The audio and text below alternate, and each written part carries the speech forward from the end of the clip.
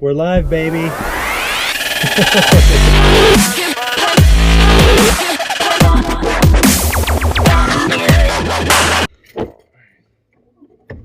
Hi, Wes.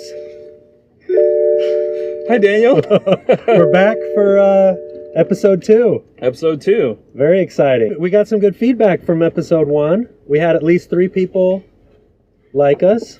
Yeah. Yeah. Your wife, my mother, and one of your former students. So You're killing me. I was really impressed with the reception. Yeah. People were really just like, that's intriguing. Yeah. That's I love to hear Todd tell his story. Yeah. It was super positive feedback, and that's always good when you're trying to figure out if you want to do this more. Yeah, if it's all quiet, it's Oh, I should put a seatbelt not. on, I guess. You're not sure you should keep going if no one's giving you feedback. That's right. So that was heartwarming, Absolutely. We did get some feedback that you should use the turn signal less. which I have a problem with. That's a kind of problematic. Yeah, I'm just gonna. We'll figure out how to deal with that. Judicious use of the turn signal Yes. this week. Yes. Excellent. Yeah. All right, so where are we going? Well, I think we're going to pick up Amy Scruton, principal of Willard Intermediate. Okay. Good. Okay, we're on the Excellent. same page. That's what I'm planning. Well, so one of the things that I think is interesting, we didn't talk a lot about the context of Santa Ana Yeah. last episode, but I've only been living here just under a year, and I remember when we were researching where to live and everything about the school and the school district. One of the interesting things was that the city is one of the densest cities in the United States, population-wise. Yeah. I think it's 4th in the country. So It's up there. after what, Boston, New York, and San Francisco is Santa Santa Ana. baby. I don't think most people even know where it is. That's true. Yeah. That may be true. That may be a true fact. Yeah, 5 miles from Disneyland. Oh yeah, The paradise. yeah. But it's interesting. I mean, I think 10 miles from the beach, maybe. 10 miles from the beach. I think people know where Orange County is. But when people think of Orange County, they're probably thinking Laguna Beach, Newport Beach. The TV shows. That's right. The OC. The OC, The OC. Housewives Yeah. Of OC, right? I think there was a Laguna. The Real Beach. Housewives of Mhm. Orange County? Yeah. I don't know. I think maybe that's the popular Okay. impression. Yeah. So let's talk about Santa Ana. What did you discover when you moved here?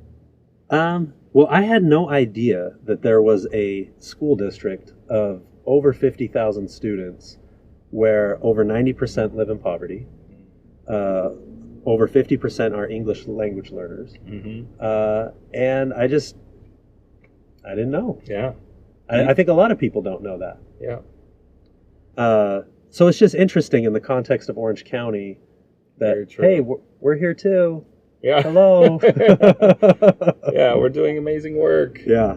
We have amazing students and families. Yeah. In fact, Wow. it's interesting. I mean, right now we're driving past the county lockup, the county court system, all of the official government departments are Yeah. right here in downtown Santa Ana. There's a federal court. Yeah. Inmates get released at midnight on each night. That's when right here in downtown, we have a huge population of homeless here in Santa Ana. And so it's in that context that we're going to pick up Amy at Yes, Willard. yes. Because Willard is right smack in downtown Santa Ana. Absolutely. And by the way, do you know what street it's on? It's on Ross. Because Turn right. Yeah, you should I'm turn just right cruising. here. Yeah, turn right here. But don't crash into that guy right I'm there. not going to crash. Yeah, so Willard is right in the thick of Santa Ana. One of the densest city blocks in the country. Also interesting about Amy and Willard, this is her first year as a principal. That's right. Yeah. That's right. That's why I'm excited to hear the conversation, because when I met Amy, she was an assistant principal at Godinez Fundamental High School. So I'm interested to hear what principals have how's it been changed. treating it? Yeah, absolutely. So here's Willard over here. So if you want to go around the block. Absolutely. Actually, I should call her. All right. Hi, Amy. I'm doing great. Are we okay to come pick you up? Cool. All right. See you in a minute. Bye. I love this tree out front Oh my of gosh. the school. Yeah. There is there is a tree that's like 100 years old in front of this school, and it's the biggest living thing, I think, in the city of Santa Ana for sure. Yeah. It's huge. It's gorgeous. In fact, Amy told me the story that when the school district got the property from the previous owner, you just went in the wrong side, by the way. Did I? You did. You just broke a law. I sure did. Yeah, that's okay. But I see an arrow going this That's way. right. So Daniel, you called me out. Hey, I really did go the wrong way. That's okay. I mean, it's hard to see the 6 do not enter signs. Ouch. It happens. Anyway, back to the tree. I think part of the agreement for when they got the property is they couldn't cut down the tree. Oh, wow. So, Yeah, it's it's pretty gorgeous. fantastic. All right, There's here she Amy. comes. All right. Let's make her welcome. Yep.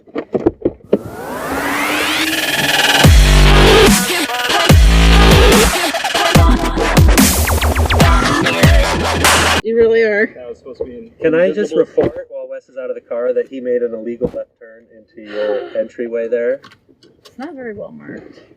Oh, no, you don't need to give excuses I'm for gonna Wes. stand up for him a little bit. Uh-oh. I reported on your driving, your entry into the space. Oh. Yeah. But You she don't said- really realize until you're entering there. Yeah.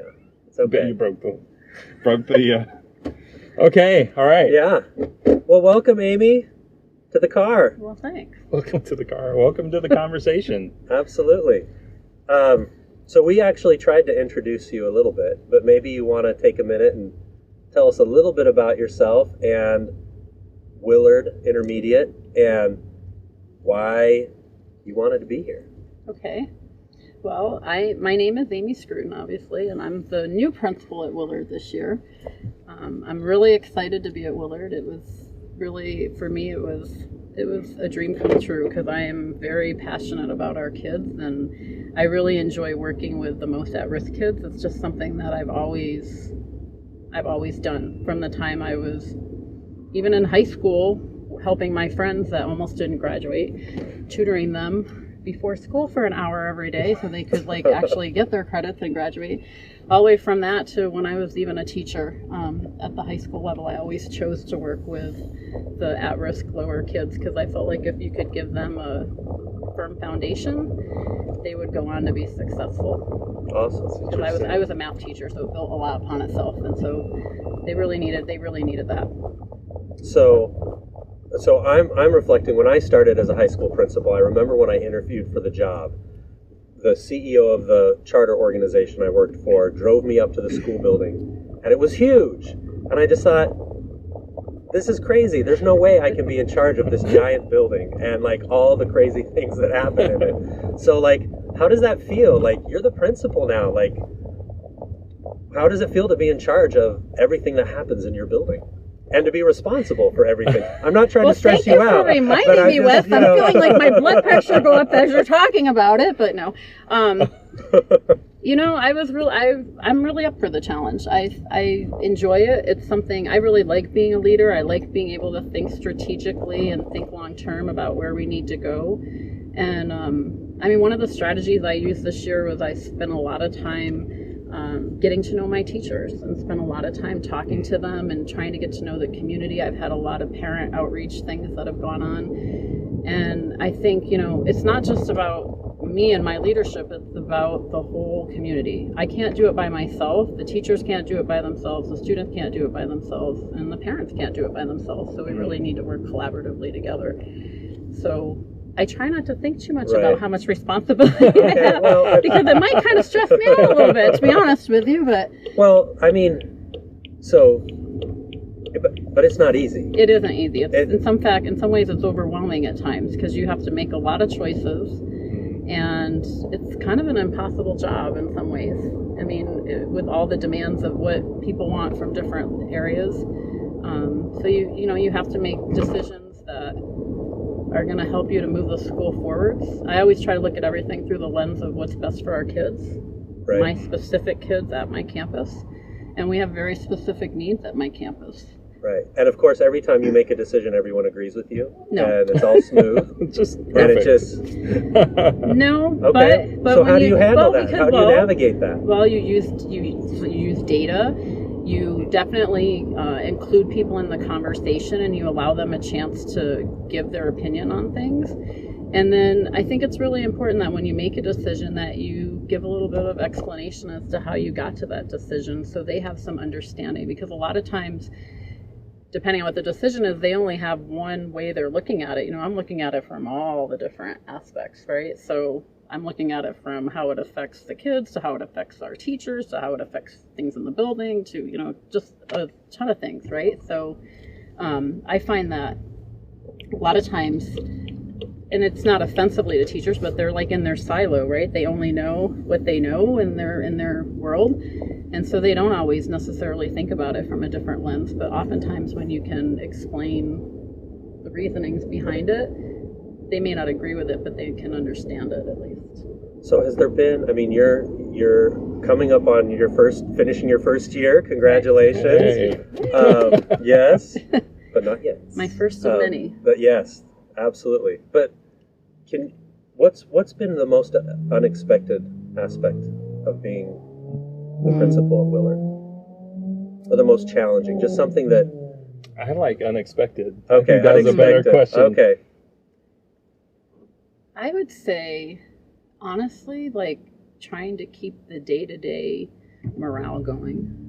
Like, there's just so many things that happen throughout the day, whether it's a teacher suddenly is ill and they're now out for 4 months and you're trying to figure out what's best for kids to try to get somebody of quality in there to replace, or whether it's something unexpected that's happened where, you know, with a kid, a lot of our kids have a lot of social emotional needs. You have to, as the leader, you have to have that positive story, because if you don't have that belief that good things are happening and showing the good things, because good things are happening. I mean, every school has their issues here and there, no matter what school it is, but we have to get the word out that there are really good things going on. And so it's been effective because people see it, and it actually, at my campus, it has driven some people to do more because they want the recognition, you know, which is kind of interesting. And then for my parents, it's I have some parents that have been following it too, and I think it's really helped to get the word out with them that there are a lot of positive things going on at the school too, because oftentimes, you know, they only hear one side of it. They only hear what their kid says. And we all know how teenagers are. What'd you do at school today? Nothing. It was boring, you know, or, you know, whatever it is that they say. I know I have 2 kids at home, and I hear that almost on a daily basis. You know, they keep crying out the information. Absolutely. Well, and it models an asset mindset, right? That totally. We recognize that, yes, we have challenges, and our kids may have challenges, but they bring a lot of assets to the table. Do. And they bring a lot of hopes and ideas and a lot of skills. Yeah.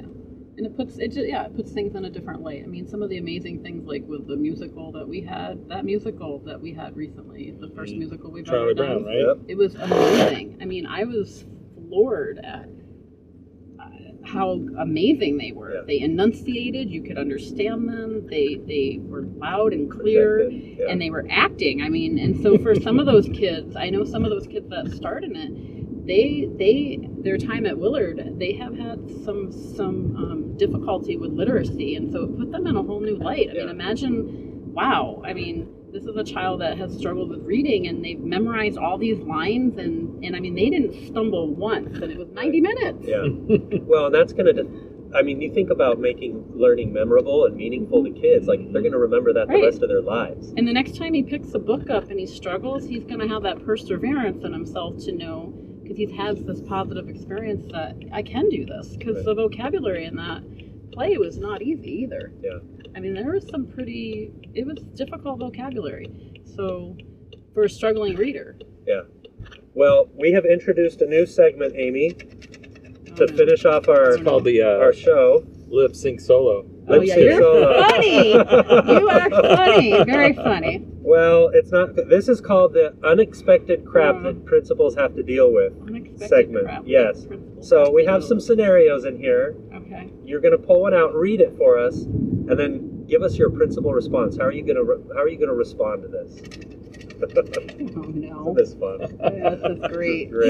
Why don't you just come sit in my office for a while? You'd see about 20 of them within probably 60 minutes, but superintendent's office just called. A board member is upset. This one really?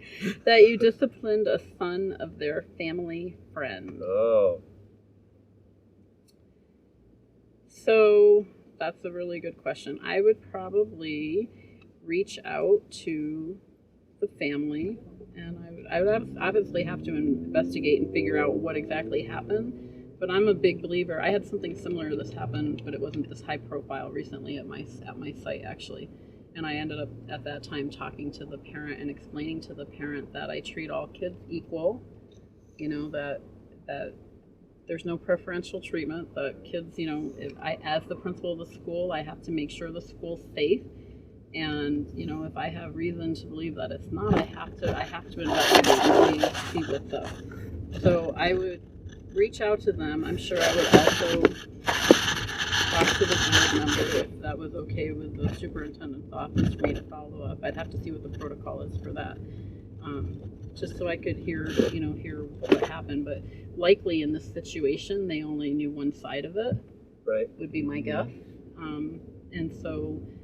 But let's assume that this family, they don't want equal treatment. They want preferential treatment. Right? I mean, they've got a relationship with a person who has some influence in the district and the way decisions are made. How do you navigate your values as a principal, the messages you're trying to send to your kids, your families, and quite frankly, maybe some political pressure that's coming on you to make a decision a certain way? Man, you're just like telling us, aren't you? So, day in the life, right? This stuff happens. You know, honestly, I have found more than anything that just listening to people generally diffuses situations, you know.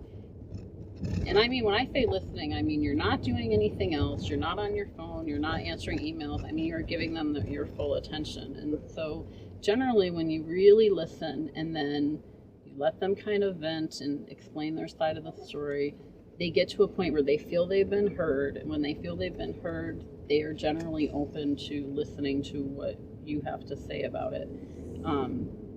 So, I mean, for me, it's about morals, and I really do feel that kids make mistakes, and I'd probably approach it from that standpoint that kids make mistakes, but it doesn't mean it has to last with them forever. You know, they made a mistake, we corrected it, we're moving on. It's a clean slate the next day, and I really believe that with all our kids because kids are kids.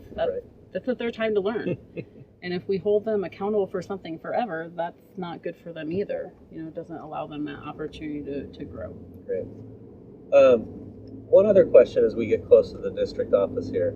I'm curious, so you're a principal, you're leading a school where maybe all of your students are from a different background, different life experiences as you, students of color. Willard, I don't know what the percentages are specifically, but predominantly Hispanic, if not close to 100%. It's like 99 point. Right. How do you build connections with your community? How do you navigate the communication challenges? How do you do that? Okay. Well, I think it goes with, again, back to the listening and observing and trying. I mean, I find that I grew up in upstate New York, and so I learned French, which is not very helpful in California. So, I have exactly. So, but the French Canadians came to visit for a lot, so it was important that we knew French. But I find that they appreciate the fact that I do try as much as I can to communicate in their language. I'm not fluent, and they know that, and I oftentimes have to have a translator with me. But even back, like when I was an assistant principal and I did attendance and I would have attendance meetings, I learned the lingo for the attendance enough that I could, in my broken Spanish, communicate. And I think when you make those attempts to try to accommodate and help, they see that you're trying, it does break down those barriers. I feel like I just had a parent meeting this morning, and they're very complimentary because they feel like I'm listening. It's about listening more than anything, and really trying to learn what the kids need and learn where the community is and trying to offer them things that are going to help them in the community.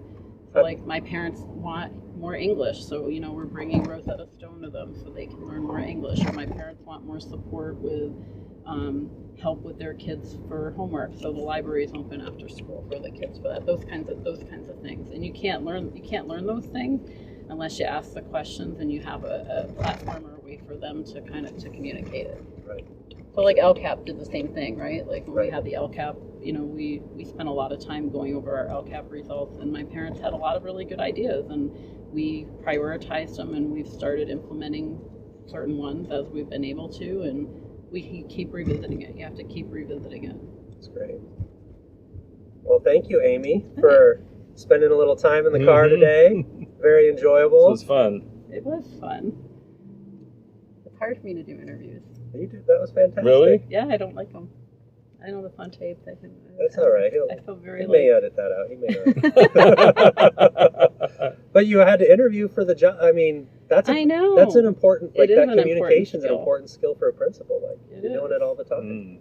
It is, and you know what? When you interview, you have to be different. For me, because I'm more like, I don't know. I'm just not one to like toot my own horn. Right. It's very uncomfortable for me. But when you interview, you have to. Yeah. I once lost a job when I didn't do that.